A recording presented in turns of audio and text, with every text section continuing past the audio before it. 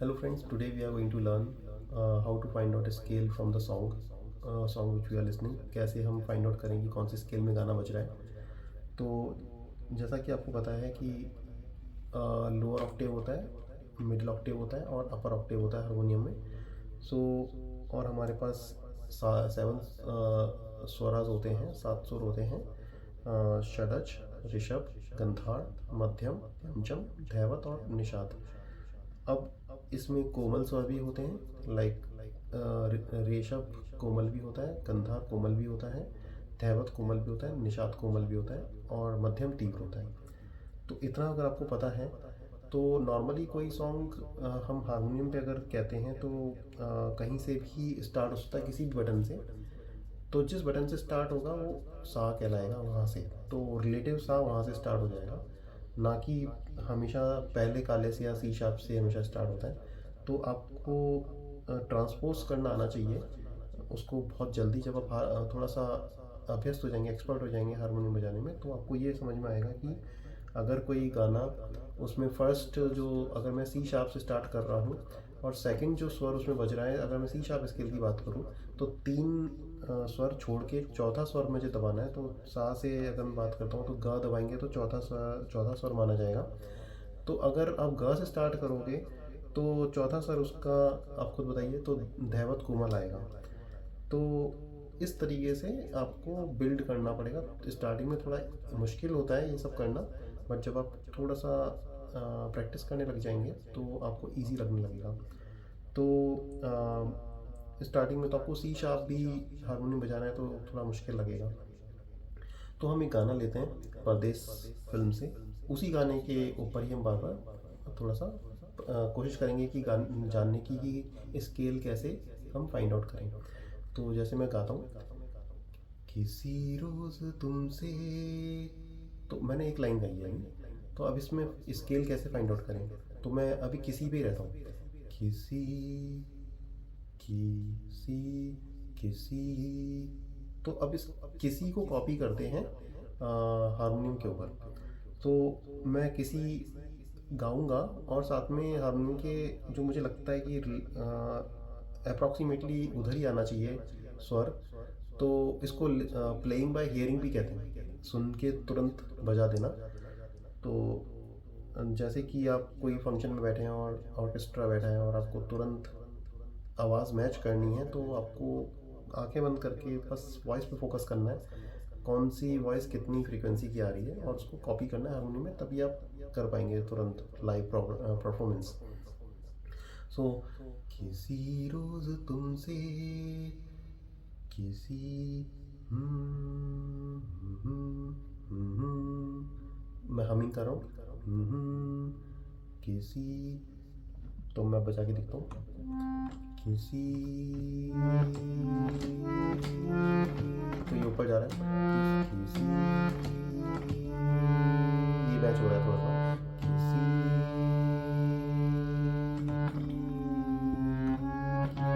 किसी। तो जब आवाज़ आपकी मैच होगी फर्स्ट किसी से, जैसे फर्स्ट लेटर था उसकी हमिंग करी, उस हमिंग साउंड से आपको सबसे पहले सिंक्रोनाइज करनी है। किसी,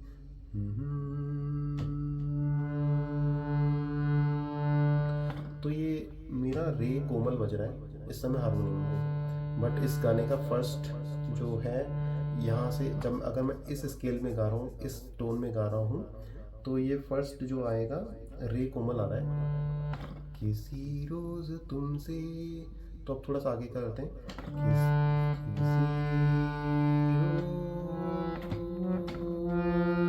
रोज तुमसे। तो मैंने क्या किया है, तो आवाज़ मैच में मेरे को फर्स्ट लेटर जो मैंने फाइंड आउट किया, उसके बाद मुझे देखना पड़ेगा कि आगे मुझे +1 +2 +3 +4, लाइक मैं कौन सा 1 2 3 4 जो इसके आगे जो 3 4 जो हैं स्वर, उसको यूज़ करके गाने को बिल्ड करने की कोशिश करूँगा। Forget about the scale right now. तो मैंने क्या किया है, मैंने इसमें गा कोमल और गा शुद्ध भी यूज़ किया है, आपकी अंडरस्टैंडिंग के लिए बता रहा हूँ, वैसे गा शुद्ध और गा कोमल नहीं है। तो तो मैंने क्या किया है कि अगर मैं रे कोमल की बात करूँ यहाँ पे, जो कि लेटर आता है डी, इंग्लिश में कहेंगे डी कहेंगे, फिर ई और फिर एफ आता है, तो मैं डी ई एफ को यूज़ कर रहा हूँ इस समय। तो ये गाना निकल रहा है थोड़ा थोड़ा।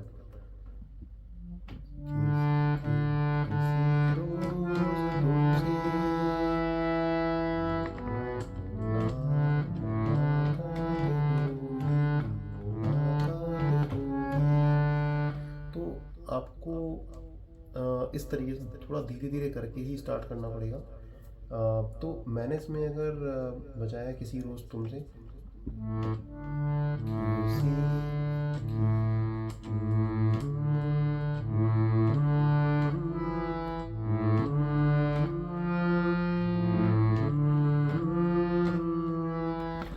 तो आपको हमिंग करके जब करोगे तो आपको क्लियर हो जाएगा कि कौन सा हमें स्वर बजाना है हारमोनियम में।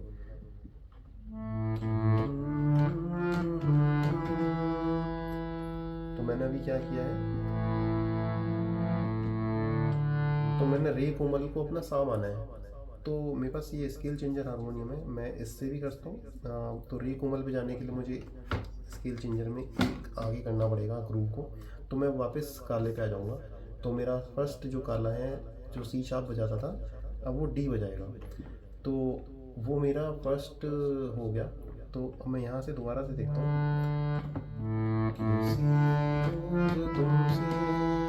तो मैंने रे कोमल को या डी को जब मैं सी शार्प पे ट्रांसपोज किया हारमोनियम में अंडरस्टैंडिंग के लिए, तो मुझे ये पता चला कि इसके लेटर्स जो नोटेशन लिखेंगे वो रे कोमल से स्टार्ट नहीं करेंगे, हम सा से ही स्टार्ट करेंगे लिखना उसको। तो इसमें फर्स्ट जो बच रहा था पासा, नीचे वाले स्केल में, नीचे वाले ऑक्टेव में पा, और फिर सा मिडिल ऑक्टेव में किसी किसी। तो बेसिकली पासा के बीच में चार मेरे जो हैं स्वर छूट रहे हैं। तो अगर आप पा को और सा को किसी भी की से दबाओगे और चार लेटर बीच के छोड़ दोगे, चार स्वर बीच के छोड़ दोगे, तो 1 और 5 वाला बटन दबाओगे कहीं से भी, तो यही आवाज़ निकलेगी, जैसे कि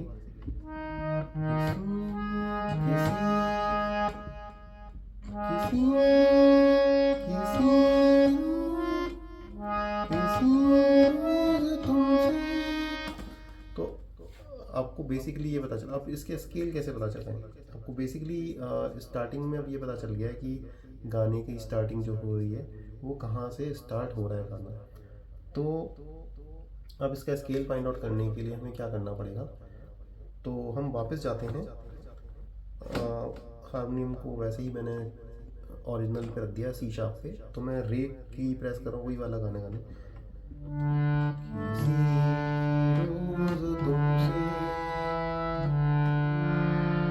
तो किसी ये सी जो आया, किसी में सी जो आया वो मेरा फर्स्ट सा है। तो वहाँ से मैं काउंट करूँगा पंचम कहाँ पे आ रहा है। तो मेरा डी स्केल हो गया ये, रे कोमल या डी कहेंगे हम। तो वहाँ से जो मेरा पंचम आ रहा है वो ध कोमल पे आ रहा है हारमोनियम में, जो नॉर्मल जो होते हैं इनके नेचुरल लेटर्स। तो ध कोमल पे आ रहा है, या हम कहेंगे कि ए वाले नोट पे आ रहा है पंचम। तो इसका जो स्केल है हमारा, तो ये हम कहेंगे डी। हमारे को ये पता चल गया कि डी और ए तो बज रहा है, सा और पा बजेगा, बट बीच में हमें गा कोमल लगाना है कि गा शुद्ध लगाना है, वो हमें पता करना पड़ेगा यहाँ पर। तो अब वो कैसे पता चलेगा, जो हम गाना गा रहे हैं उसमें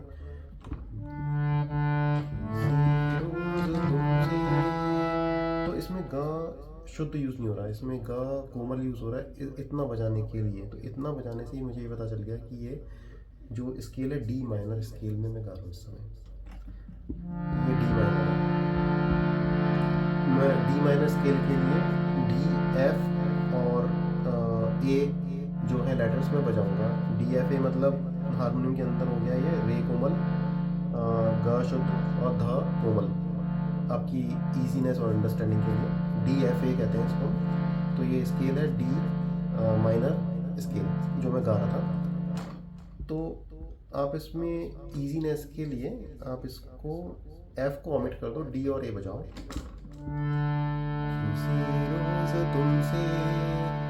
अब हमारे जो गुरुजी ने हमें सिखाया है कि जब हम गाना गाते हैं तो आपको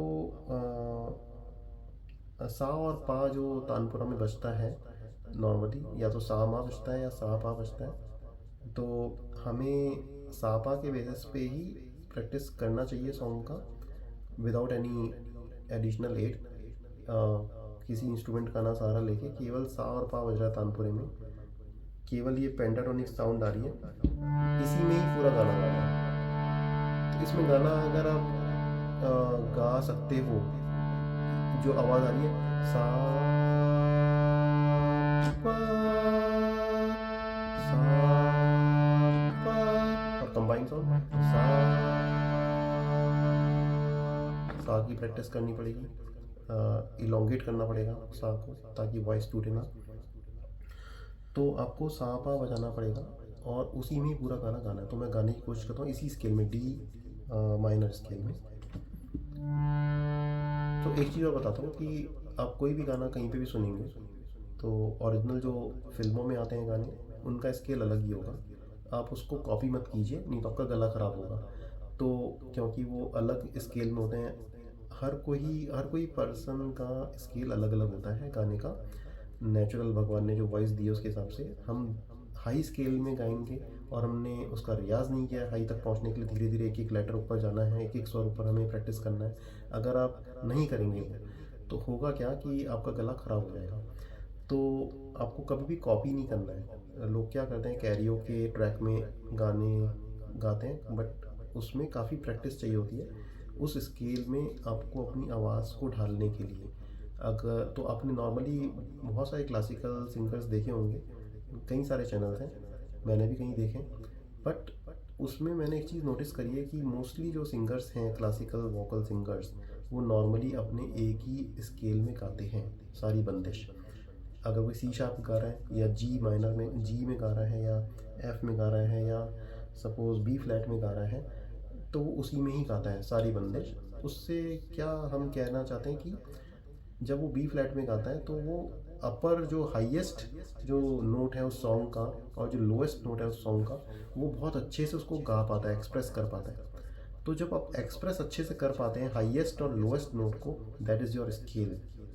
आप उसका रियाज करके उसको धीरे धीरे हाफ हाफ नोट करके ऊपर लेके जा सकते हैं दिन, बट एकदम से नहीं हो पाएगा। अगर आप ट्राई करेंगे हाई स्केल में गाने का, आपकी स्केल वैसे कम है, जैसे सी शार्प अगर मेरा स्केल है और मैं डी पे गाऊंगा या एफ़ पे गाऊंगा, तो मुझे तकलीफ़ होगी ऊपर के नोट्स को गाने के लिए, और उसका परिणाम ये होगा, रिजल्ट ये होगा कि ऊपर के नोट्स में जो सिंगिंग क्वालिटी है वो मेरी डिटेरियोरेट हो जाएगी। तो ऊपर के नोट को अच्छे से पकड़ के गाना, और अच्छे से गाने में हमें खरच का रियाज़ करना पड़ेगा। खरच क्या होता है, नीचे के नोट्स। जितना अच्छा हम खरच को एक्सप्रेस कर पाएंगे, खरच का रियाज़ कर पाएंगे घंटों तक, उतना ऊपर जा पाएंगे। तो ये सब रिलेटिव है, और एक दिन ऐसा आएगा कि आप जब बार बार रियाज़ करेंगे तो ऊपर के नोट में भी जा पाएंगे। तो मैं आपको ये बता रहा था कि जो हमारे गुरुजी ने सिखाया है कि सा और पा पे ही पूरा गाना गाना है। जैसे हमने डी माइनर लिया था अभी, मैंने इसमें डी और ए दबाया है अभी, तो इसमें डी और ए में मैं गाने को गाता हूँ।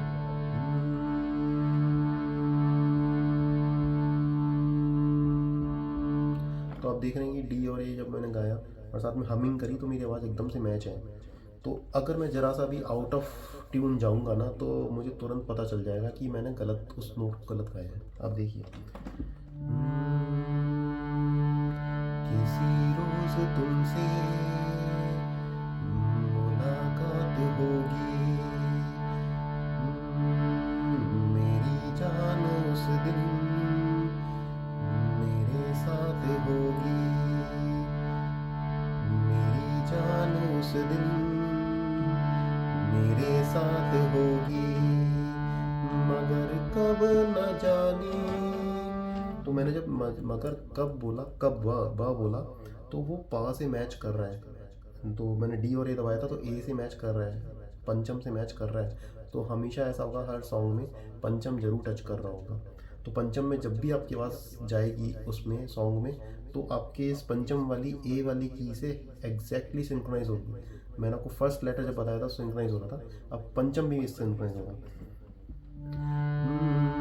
मगर कब न जाने ये बरसात होगी, मेरा दिल है प्यासा, मेरा दिल अकेला, जरा तस्वीर से तू निकल कर सामने आ, मेरी महबूबा।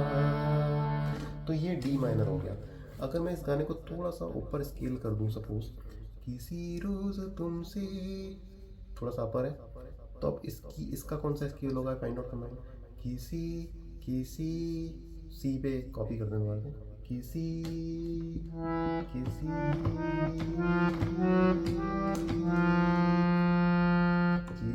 किसी रोज तुमसे किसी, तो अभी इसका स्केल आ रहा है एफ। किसी रोज तुमसे एफ माइनर। तो एफ शार्प कैसा दिखेगा, किसी किसी किसी किसी रोज तुमसे, ये एफ माइनर हो गया। किसी रोज तुमसे मुलाकात होगी।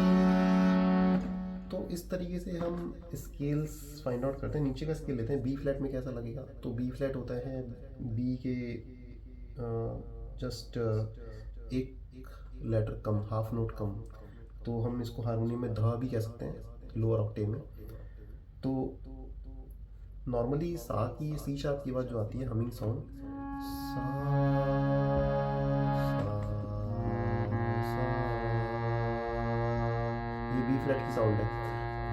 आप एक काम ये भी कर सकते हैं कि आप ये साउंड सुन के आप अपनी आवाज़ मैच कर सकते हो। जैसे कि बी फ्लैट की मैं साउंड बजाता हूँ, बी फ्लैट में मैं सा और पा बजाऊंगा, तो मैंने दबाया धा और गा, नीचे का धा और गा शुद्ध, तो ये बन गया मेरा बी फ्लैट स्केल। तो इसमें जो धा है वो मेरा सा है, तो इसमें मुझे अब गाना है सा, किसी रोज तुमसे मुलाकात होगी, मेरी जान उस दिन मेरे साथ होगी। तो आपको बी फ्लैट में भी आवाज़ आई। दोनों तरीके हैं, आप कोई गाना सुनिए, उसको कॉपी कीजिए कौन से स्केल में बज रहा है, या स्केल बजाइए और उसके हिसाब से गाना गाना सीखिए। तो दोनों में से कोई भी अच्छा लगता है आप गाइए। बट एक गाने का एक नेचुरल जो चंचल स्वभाव है या सैड मूड है, सैड मूड को आप डिबेट करने के लिए थोड़ा नीचे के नोट्स लेंगे। मल्हार राग जो है थोड़ा सा नीचे के नोट्स में होती है। बहार जो होती है, जो वसंत ऋतु की राग होती है, वो थोड़ा सा ऊपर के ऑक्टेव में बजाई जाती है। तो और एक नाइट में बजाने वाली राग थोड़े से अलग स्केल में बजती है, तभी उसकी रंगत आती है। सुबह वाली जो राग होती हैं वो थोड़ी सी स्लो और पीसफुल होती हैं, और उसमें कोमल स्वर ज़्यादा यूज़ होते हैं, भैरव अहिर भैरव। तो आपको एक गाने का फील लाने के लिए एक स्केल चूज़ करना पड़ेगा जिससे उसका एक एटमॉस्फेयर आए। बट आपका गला उस स्केल पे गाएगा कि नहीं गाएगा वो भी आपको चेक करना है। तो आपको धीरे धीरे रियाज करके उस स्केल तक पहुंचना पड़ेगा एक दिन। नहीं तो आप अपने वाले स्केल में गाइए, वो भी ठीक है। कोई अगर कहे कि आप गलत गा रहे हो, वो गलत कह रहा है, क्योंकि आप अपने स्केल में गा रहे हो, आप अपने उस गाने की जो फीलिंग है, जो वर्ड्स को प्रॉपर्ली एक्सप्रेस कर पा रहे हो। तो ये तो हो गया स्केल की बातें। अब अगर मैं एक गाना लेता हूँ, सपोज जाने वालों ज़रा मुड़ के देखो मुझे, तो अब मैं आपको बताता हूँ कि गाना गाते कैसे हैं, फील कैसे लाते हैं गाने के अंदर। तो मैं इस गाने को मैंने चेक किया था, तो मेरा ऐसा मुझे लगता है, वैसे तो गाना ई स्केल में है ये, मैं इसको सी स्केल में गाता हूँ। तो बेसिकली 1 2 3 4 चार नोट्स नीचे गा रहा हूँ, बिकॉज इसकी अपर नोट्स में मैं उस फीलिंग को व्यक्त नहीं कर पा रहा था। मुझे अभी प्रैक्टिस करनी पड़ेगी उस ई तक पहुँचने के लिए, बिकॉज ई पे मैं गा पा रहा हूँ, उसके ऊपर जो हाईएस्ट नोट है उसको प्रॉपरली एक्सप्रेस नहीं कर पा रहा। तो मैं सी स्केल से ही इसको गाऊंगा। आप सुनिए ध्यान से।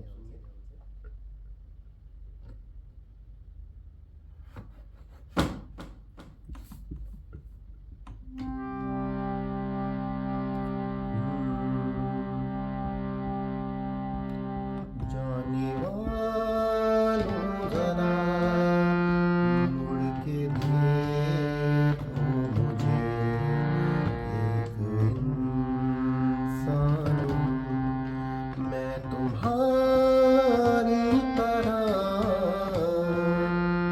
जाने वालों जरा मुड़ के देखो मुझे, एक इंसान हूँ मैं तुम्हारी तरह, जिसने सब को रचा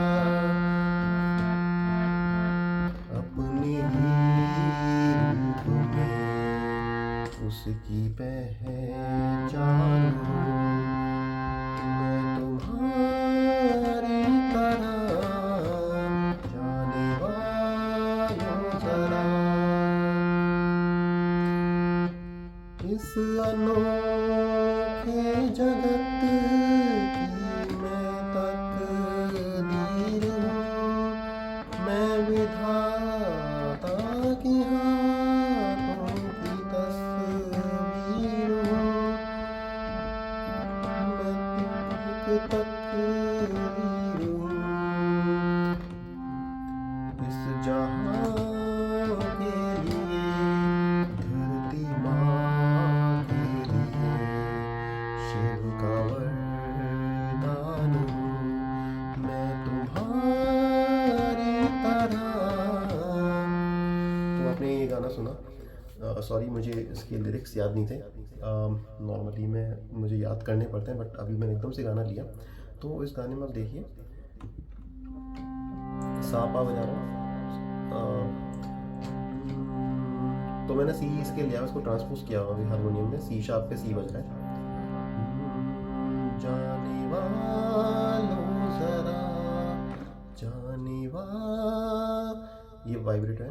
जाने वालों जरा मुड़ के देखो मुझे, एक इंसान हूँ मैं तुम्हारी तरह, जिसने सब को रचा, सब को रचा अपने ही रूप में, उसकी पहचान हूँ मैं तुम्हारी तरह। इस अनोखे जगत की मैं पहचान हूँ, सॉरी, इस अनोखे जगत की मैं तकदीर हूँ, मैं विधाता के हाथों की तस्वीर हूँ, एक तस्वीर हूँ धरती माँ के लिए शिव का वरदान हूँ मैं तुम्हारी तरह। तो आपने देखा किस तरीके से वॉइस को मॉड्यूलेट करके, वॉल्यूम कम ज़्यादा करके हम एक गाने को एक अच्छा सा फील दे पा रहे हैं। तो आपको, अगर आप 4 लाइनें ही प्रैक्टिस करो दिन भर सपोज़, तो आपको वो फील आएगी कैसे, किस तरीके से हम एक गाने में एक जान डाल सकते हैं। एक ही लाइन गाओ बट बहुत अच्छे से गाओ कि सुनने वाला ये कहे कि क्या गाना गाया है आपने। तो आपको उसके लिए जब आप फ्री टाइम में हो, जैसे आप you are travelling by car, you can do the riyaz. आप एक ही गाने को, एक ही लाइन को, एक ही पंक्ति को आप अच्छे से गाएंगे, तो एक दिन ऐसा आएगा कि उस पंक्ति में आप जान डाल देंगे। जब जान डल जाएगी तो आपको लगेगा कि आपने जो काम किया है, जो मेहनत आपने की है वो रंग लाई है। आपने उसको एक फ़ील दिया है। तो फ़ील मुर्की से, खटके से, मींड लगाकर, उसको वॉइस को वाइब्रेटो देके, विस्परिंग नोट्स से, फ़ॉल्सेटो नोट्स से, बहुत सारी चीज़ें होती हैं। उस तरीके से आप उसको एक फ़ील दे पाएँगे। कभी-कभी ब्रेक देना पड़ता है साउंड में। जैसे कि मैं आपको दिखाता हूँ। स्वरन के साधे, ये राग जोग में है। स्वरन के साधे, होत ज्ञान सब रागन के, स्वरन के साधे।